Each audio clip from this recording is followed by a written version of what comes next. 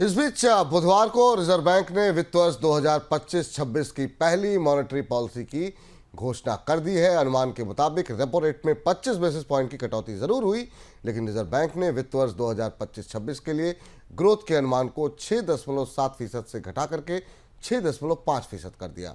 Reserve bank ने यह भी कहा कि FY25 अनुमान से कम ग्रोथ की वजह दूसरी और तीसरी तिमाही में सरकार की तरफ से कम पूंजीगत खर्च है। हालांकि महंगाई के अनुमान में भी कटौती हुई है।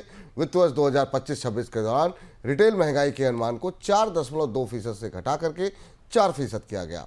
रिजर्व बैंक ने अपनी मॉनेटरी पॉलिसी रिपोर्ट में खपत को लेकर के जो संकेत दिखाए हैं, उनमें शहरों में FMCG प्रोडक्ट्स और पैसेंजर व्हीकल्स की बिक्री सुस्त नजर आ रही है और टू व्हीलर्स की बिक्री में आई गिरावट गांव में सुस्ती की बात कह रही है।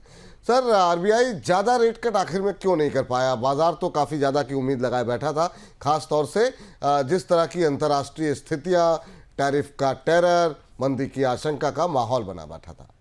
बिल्कुल जी, ये बाजार को आरबीआई की पॉलिसी का ये नजरिया, ये हिस्सा बहुत पसंद नहीं आया। 25 बेसिस पॉइंट की कटौती होना संभावित था, क्योंकि भारतीय अर्थव्यवस्था में महंगाई की आशंकाएं अब थोड़ी धीमी पड़ रही हैं। आरबीआई ने अपने आकलन में भी कटौती की, पर उम्मीद की जा रही थी कि आरबीआई थोड़ा और आगे बढ़कर अर्थव्यवस्था को सस्ती पूंजी की मदद उपलब्ध कराएगा, क्योंकि हम पिछले कुछ महीनों में भारत में लिक्विडिटी का क्रंच भी देख चुके हैं। लेकिन रिजर्व बैंक ने थोड़ा सेफ प्ले करने की, सुरक्षित रूप से आगे बढ़ने की रणनीति अपनाई और इसलिए 25 बेसिस पॉइंट की केवल कटौती की गई, जो आसानी से 10 बेसिस पॉइंट और हो सकती थी। 35 बेसिस पॉइंट के आसपास की कटौती होनी चाहिए थी और इसलिए बाजार के मिजाज पर यह खरी नहीं उतरी।